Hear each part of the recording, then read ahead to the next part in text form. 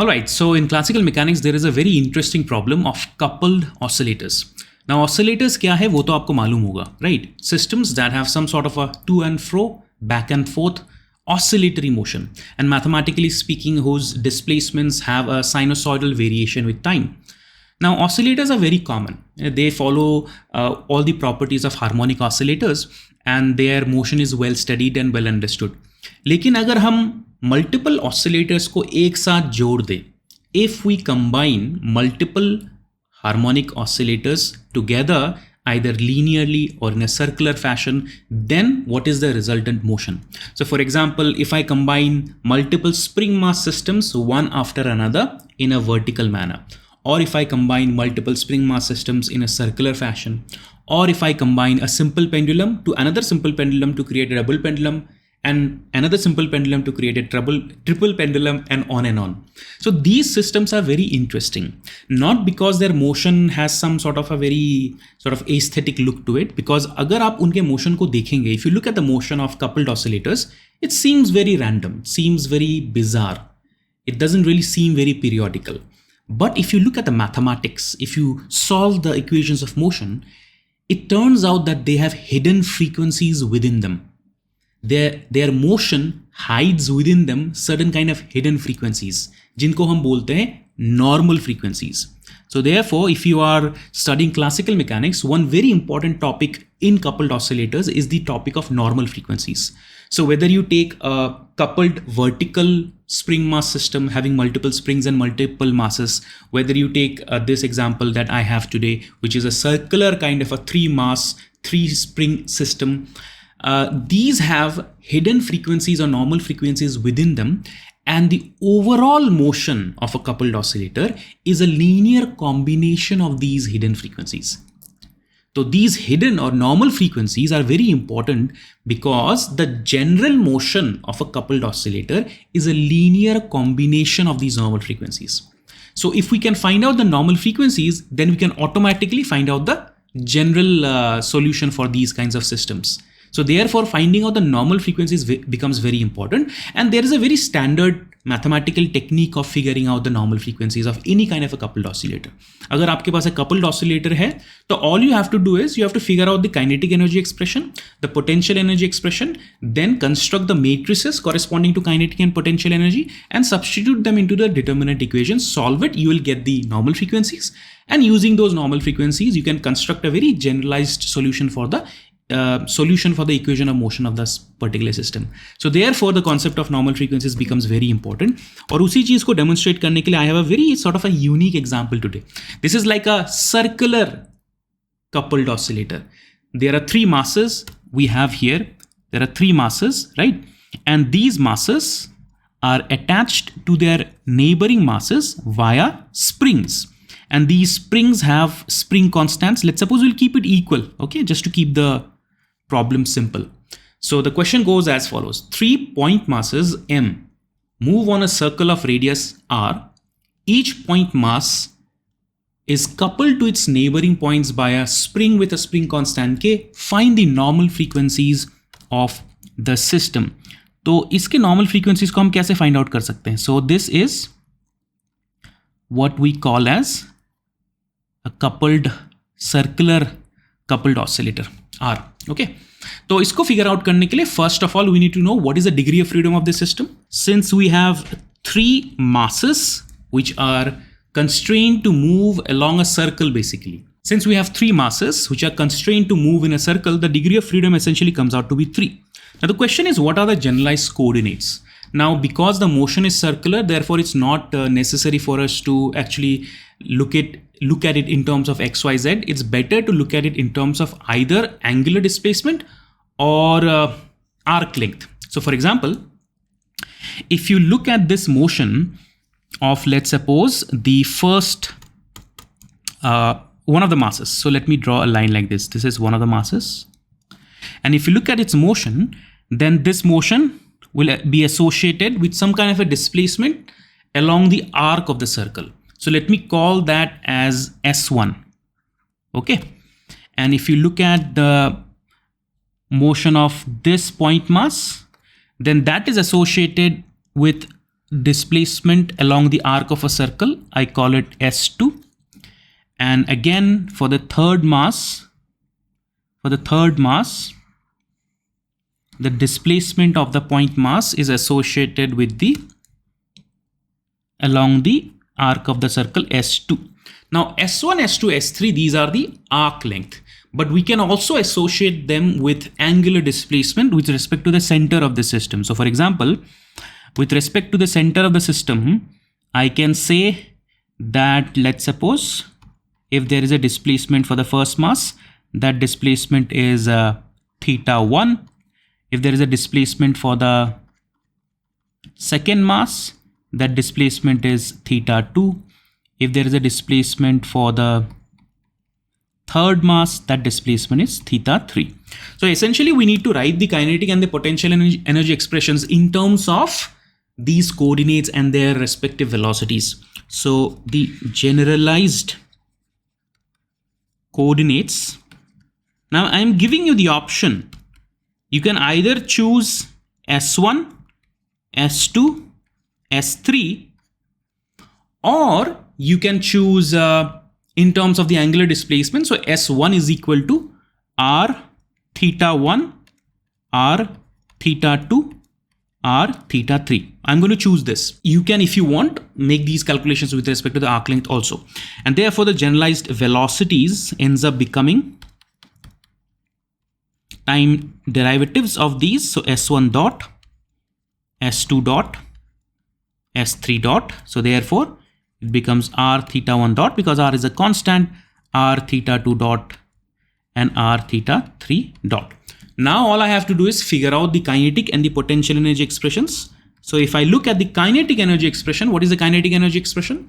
The kinetic energy expression should be given by half m s1 dot square plus half m s2 dot square plus half m s3 dot square, or if I write it in terms of the thetas, this should come out to be half m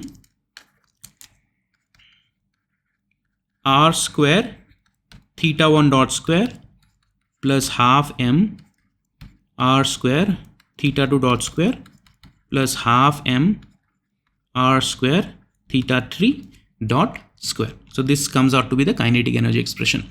And what is the potential energy expression? If you look at this system, if we ignore gravity, let's suppose the system is on a horizontal plane, और हम gravity को अगर ignore कर दें, तो यहाँ पे the potential energy is provided by the spring systems. There are 3 spring systems, and we know that the potential energy essentially depends upon the extension of the spring systems. तो यहाँ पे हम क्या कर सकते हैं, किसी भी spring का अगर आपको extension मालूम है, तो you can calculate the potential energy. So it comes out to be half k times the extension. Now because we are essentially constructing the potential energy expression, here what we can do is we can just take the instantaneous positions of the endpoints of a string and then subtract them to get our extension. All right, so I can say that for the first spring, for this spring, the potential energy expression will come out to be S2 minus S1 square, and for the second spring, for this particular spring, the extension will come out to be half k s, I think this should be S3, right? I should have written S3 here. This is S3. So this should be S3 minus S2 square. And for the third spring, this one, this should be half k S3 minus S1 square. Again, I'll write all of this in terms of the generalized coordinates. So this becomes half k. So you have S is equal to R. So R square theta 2 minus theta 1 square plus half k R square theta 3 minus theta 2 square plus half k R square theta 3 minus theta 1 square. I'll need to simplify all of them. So half k r square, let me take it as common, and then what we have left in the bracket is theta 1 square plus theta 2 square minus 2 theta 1 theta 2 plus theta 2 square plus theta 3 square minus 2 theta 2 theta 3 plus theta 1 square plus theta 3 square minus 2 theta 1 theta 3. So if we combine all of this, theta 1 square plus theta 1 square becomes 2 theta 1 square, 2.5 here gets cancelled, and we end up getting kr square, and within brackets we have just theta 1 square. Same for theta 2 square, same for theta 3 square, and remaining we have theta 1 theta 2 minus theta 2 theta 3 minus theta 1 theta 3. So this comes out to be the potential energy expression here. Now because we are interested in the coupled oscillator, so we are not really going to go into the equation of the motion here. I simply want to construct the determinant equation using the matrices of kinetic and potential energy. So now the matrices corresponding to the kinetic energy will have, because the degree of freedom is 3, it will have it will be a 3 cross 3 matrix. Okay, so T11, T12, T13, T21, T22, T23, T31, T32, T33. Similarly, for the potential energy, we will have a matrix V11, V12, V13, V21, V22, V23, and V31, V32, V33. Now, if you are familiar with this particular subject, the theory of coupled oscillators, then we are familiar with, or you should be familiar with, how to construct these matrices. The construction of the matrices is not very complicated actually. You essentially look at the coefficients of certain terms. So let me just say, what is the, for T11, we are interested in the coefficient of theta 1 dot, theta 1 dot. Okay, so which is basically theta 1 dot square. What is the coefficient of theta 1 dot square? It's half mr square. Okay, for T12, we are interested in the coefficient of theta 1 dot, theta 2 dot. Is there a coefficient of theta 1 dot, theta 2 dot here? No, I mean it's 0 basically. So therefore, it's 0 here. Now for T13, I'm interested in the coefficient of theta 1 dot, theta 3 dot. What is the coefficient for that? 0. The term is not present here. Similarly, if we go to T21, what is the coefficient of theta 2 dot, theta 1 dot? 0. But what is the coefficient of theta 2 dot, theta 2 dot, which is basically theta 2 dot square? It's half mr square. Okay, so it's half mr square. With the same logic here also, it's 0, 0, 0, and again it's half mr square for theta 3 dot square. Okay, so that's how you calculate the components for this particular matrix. Similarly, if you go for the potential energy expression term, what is the coefficient of theta 1, theta 1, which means theta 1 square? Coefficient is kr square. Okay, kr square. What is the coefficient of theta 1, theta 2? That is minus kr square. Okay, minus kr square. Now, but the problem is we have these two terms, theta 1, theta 2, both v12 and v21. All right. So because the coefficient of theta 1, theta 2 or theta 2, theta 1 is the same thing, is essentially minus kr square. So I'll put half kr square here and I'll put half kr square essentially. Okay. So in a way you can think of this as, if I write this as half theta 1, theta 2 minus half theta 2, theta 1. That's what actually we are doing here at this point. Similarly, what is the coefficient of theta 1, theta 3? That is also half kr square here and half kr square here for v31. All right. What about theta 2 square? Coefficient is kr square. What about v23? That is minus half kr square minus half kr square. And what is the coefficient of theta 3 square? That's kr square. All right. It's not really that difficult. You just take a look at the expressions of the kinetic energy and the potential energy, and you look at the coefficient of the various terms as I just now mentioned, and using them you construct the matrices. These are 3 cross 3 matrices because the degree of freedom of the system is 3 here. Once you obtain these matrices, then the next step is not really that difficult. You write down the determinant equation. So this determinant equation is a very special kind of an equation because the solution of this determinant equation essentially gives us the normal frequencies, which is what we are looking for. We are interested in the normal frequencies, right? So how do you construct these determinant equations? That is V minus omega square t determinant is equal to 0. Here you plug in these matrices that we have constructed, and the mathematical solution will give us the normal frequencies. Okay, so let us try. Let us obtain that. So what is V? So if I do that, I should get k r square minus half m r square omega square. Okay, here also I'll get k r square minus half m r square omega square, and k r square minus half m r square omega square, and the remaining we will have the same terms, minus half k r square minus half k r square minus half k r square minus half k r square. Same here, same here. Now, solution of this, mathematically speaking, might be a slightly time consuming, but we will have to try nonetheless.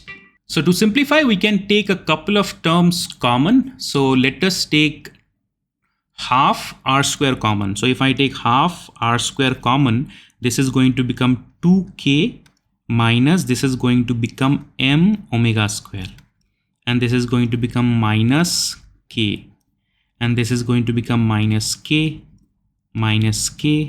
and this is going to become 2k minus half m is gone, m omega square minus k, and then minus k, and 2k minus m omega square.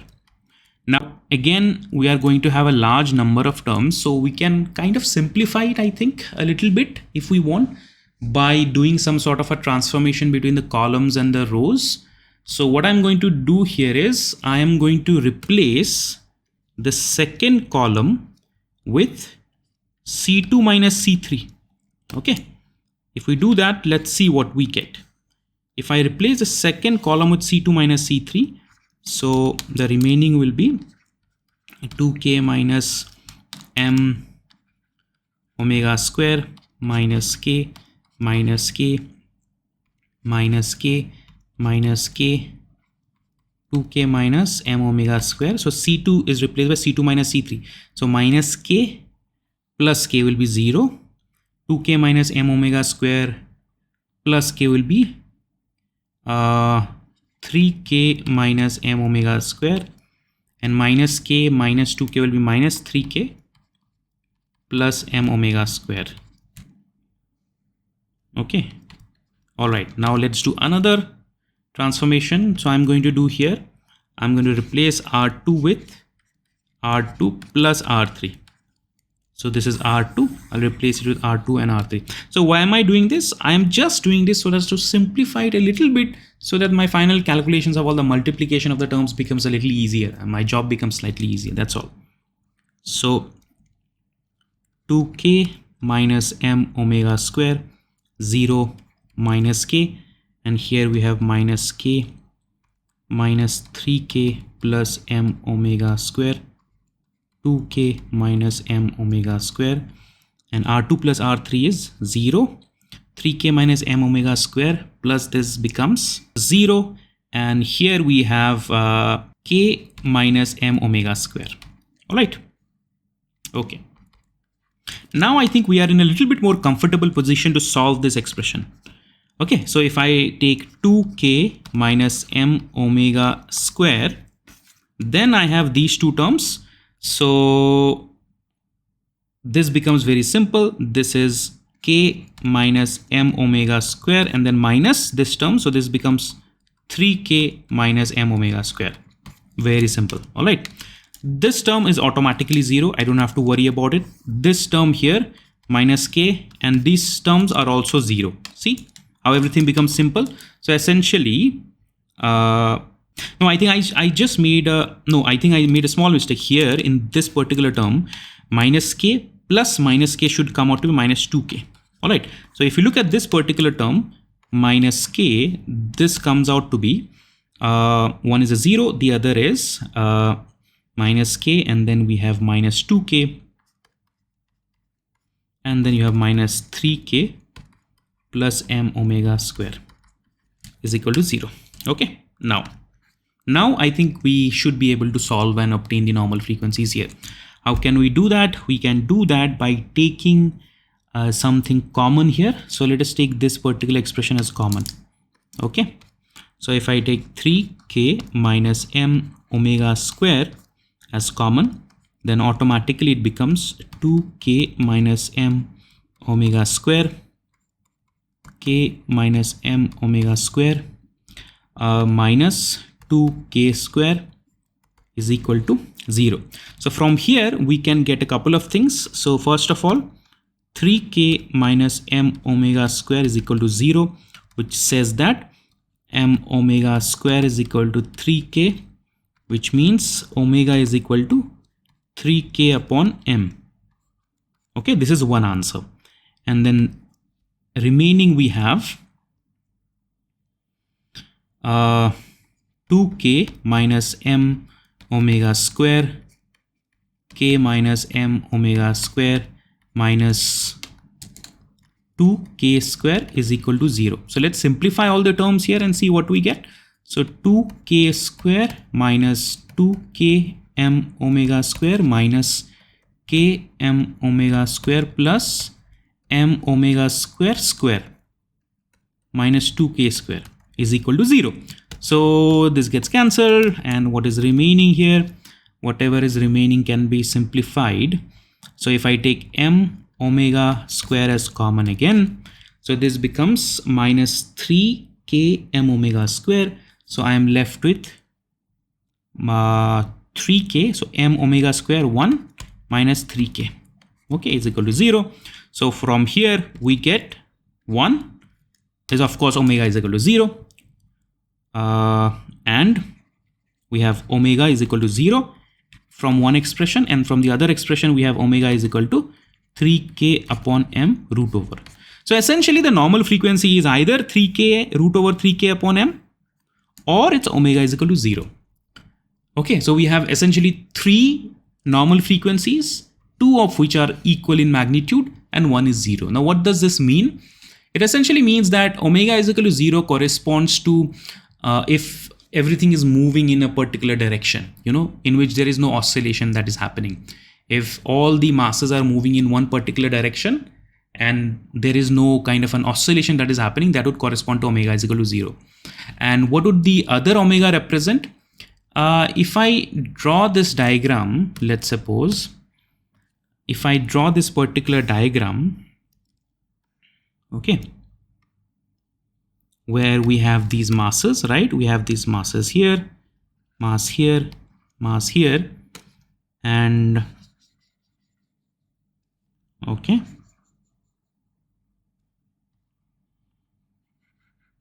So I think what they would represent is quite simple.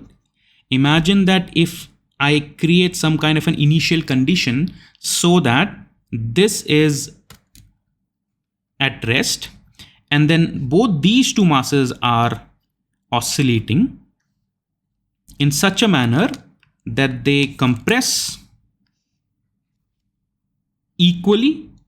That means by the same amplitude with same frequency and out of phase, of course, and then they expand also in phase. I hope you are able to imagine this kind of a motion. Then they expand later on, and then they expand this side. Okay, they expand, they contract, expand, contract. This motion keeps on happening while this one remains fixed. So that is the kind of normal mode that we can see. All right, because this is a circular kind of a coupled oscillator, this is one of the normal modes that we can see, where one of the masses is kind of at rest and the other two masses are going back and forth equally out of phase with the same frequency, same amplitude. So that's one of the normal modes. So you see the normal modes are essentially those situations in which the entire coupled oscillator demonstrates some sort of an SHM as long as we provide them with some kind of a suitable initial conditions.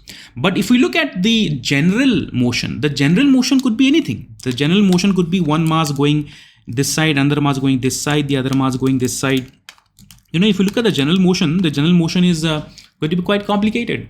But fortunately, because of the theory of coupled oscillators, the general motion or the general displacement of any of the masses is essentially a linear combination of these frequencies. That's it, nothing else. So that way we can understand coupled oscillators, and this is one of those interesting examples. I hope you have understood. And if you get this kind of a question or something similar, you will be able to solve it. अगर मैं आपको इससे थोड़ा complicated सवाल दे देता हूँ, let's suppose if we give you a system that has an additional mass somewhere like this, then what will happen? For that situation, you will get a 4x4 matrix of kinetic and potential energy, and then you'll have to solve it, and then you'll get the answer. The methodology is going to be similar, except the degree of freedom in that situation will be 4, and you'll get a 4x4 matrices corresponding to kinetic and potential energy expressions. Alright, that is all for today. I'm Divya Chodidas. I'll see you next time. Take care. Bye-bye.